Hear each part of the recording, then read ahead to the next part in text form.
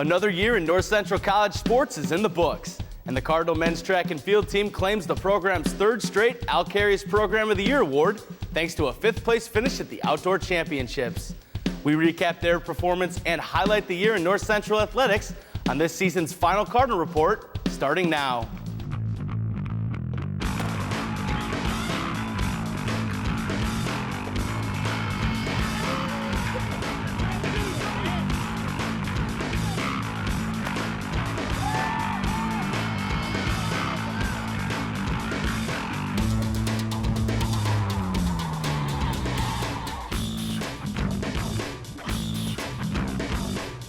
Welcome to the Cardinal Report. I'm Marc Dahlquist. Joining me this week is head coach for the men's track and field team, Frank Gramarosso.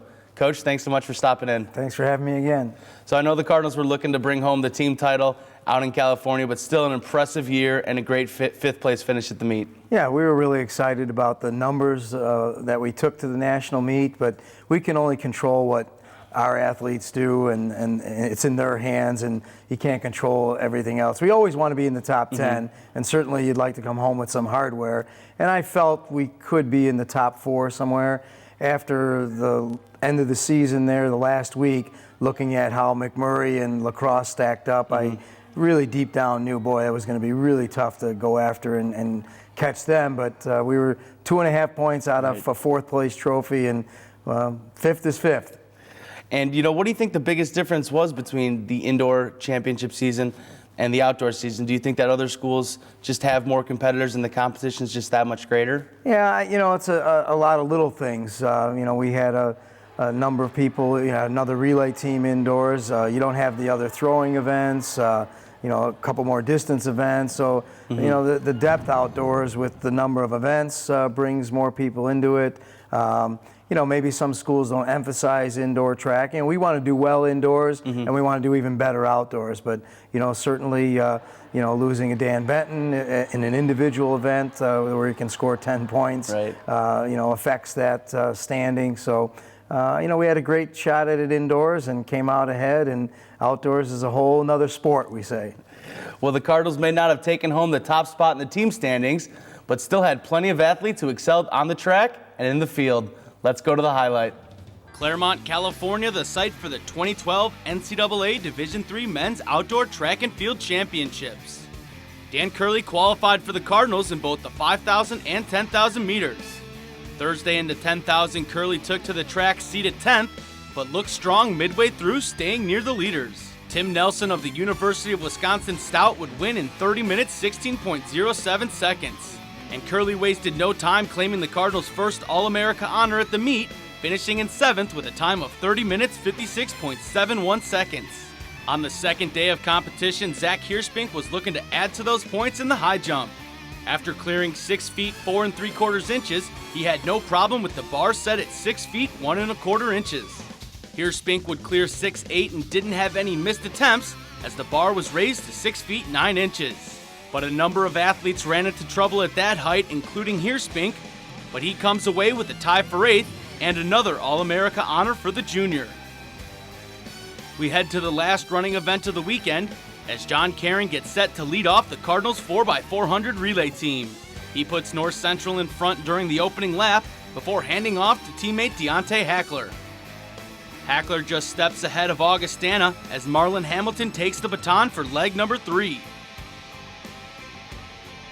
Coming into the final leg, it's a battle for position between the Cardinals, the Vikings, and Rowan University. John Howard would anchor this one for the Cardinals as they're sitting in 3rd with 400 meters to go. Howard would battle to put the Cardinals in front, but Rowan and Augustana would finish 1-2, followed by North Cenrtal, who ran their fastest time ever in the event at a championship meet.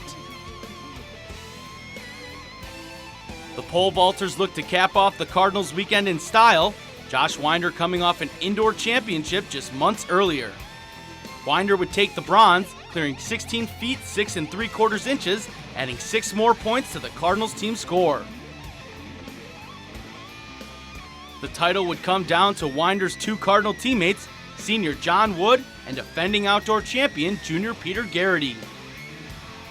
Wood would miss his first attempt at 17 feet 6 1/2 inches, but on his second, He would clear this one by his chinny chin chin. The bar stays in place after a wobble, and the senior looks up knowing he just tied the Division III championship meet record. But Garrity would also clear that height and raise the bar to 17 feet 8.5 inches. On his first attempt at the height, Garrity would sail over, setting a new personal best and securing his second straight outdoor national title. The Cardinals go 1-2-3 in the event and vault the team into 5th place in the standings, scoring 24 points.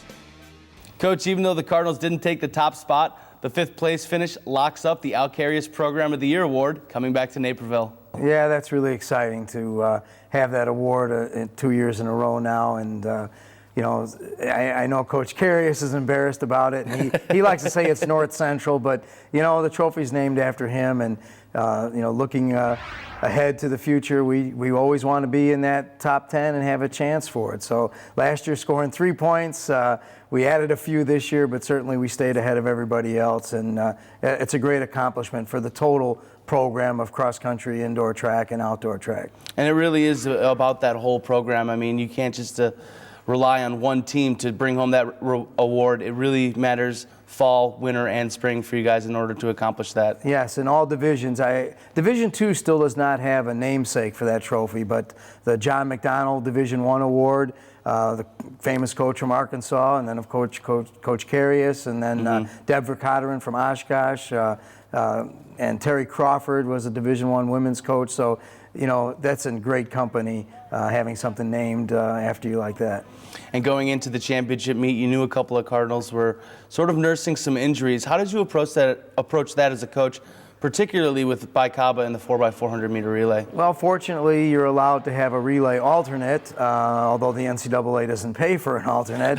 But after the last chance meet, I felt it was important to have somebody available, and we did. And you know, Marlon Hamilton did a fabulous job for his first time in a national meet and getting us to the finals with the other 3 guys. Right. It wasn't just Marlon. And then, of course, you know, finishing third and with a great time and a .46 from winning the 4x4. Right. So it was great to have that alternate available to be there. And then Tom Stacy's been nursing a sore hip. You know, he's a gamer at nationals and just couldn't muster it up in the pole vault with injury. He hasn't vaulted for a few weeks. And particularly with Marlon, he's an 800 runner, isn't he? Yeah. So having to run the 400 may have been a little bit more difficult for him. Well, he's an 800 from the sprint group. Oh, okay. He doesn't run cross country, and you know, he's got some God-given speed, and we work on his endurance, and he will remain an 800 runner, but certainly he's proven that he's part of our 400 stable. Well, lucky for Baikaba, he'll be back next year, as will a number of these Cardinals that made the trip to California. How is this team poised to make another run at the championship, you know, with so many athletes returning? Well, like I said, our goal is always to be somewhere in the top 10, and, you know, maybe it's time to say, you know what, we should be in the top 4 every year, but, you know, you can't control, like I said, what some of the other schools bring to the table. But we need a few more bodies there to, you know, help us get some of those 6th, 7th, and 8ths, or 4ths or 5ths, and because you don't always have to win an event, but you do need some power up front.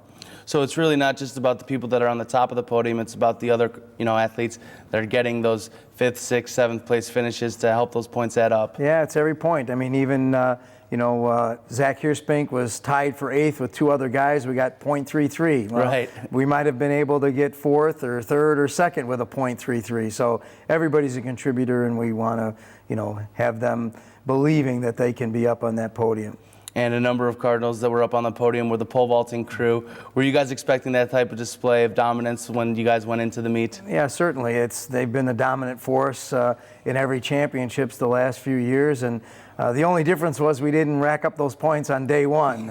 Nobody ever explained why the schedule was changed, but quite possibly because everybody had to ship their poles out there. Maybe that went into the decision to have the vault on Saturday to make sure everybody's equipment got out there. But you know, riding the 2 points the whole meet and then waiting to the end of the meet for the pole vaulters and the 4x4, usually racking up those points on day one relaxes everyone, and we might get some other performances out of them the next couple of days. But you know, you're going to talk to them later, and what a great crew, and we want to try to continue that, you know, in the future.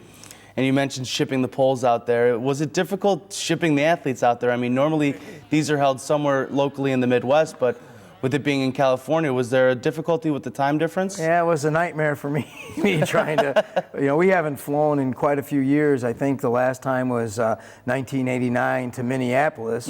And back then you can take poles and all kinds of stuff, with you. Now it's a little more restrictive. So finally we found a good company that's out there called Flyaway Poles. They guaranteed that they'd be there, and the poles were there. So, but you go through the NCAA travel agency, right. That's kind of nerve-wracking, sitting on the phone, waiting. It's like what basketball has to do during the, their championships. You never know where you're flying out to, and you got to leave it up to the NCAA to send you out there. So do you think the 5th place finish, will make this team hungrier going into next season after finishing first in the indoor season? Yeah, it should. We're trying, the coaching staff always has those goals, and each individual has their goals. And, our motto this year was continue pursuit, and everyone took that differently, whether as an individual or certainly as a team. And we'll just keep doing the best we can be, and wherever that puts us on the podium, that's where we're at. Well, we look forward to watching the Cardinals take the podium next year. Thanks so much for joining us, Coach. Thank you.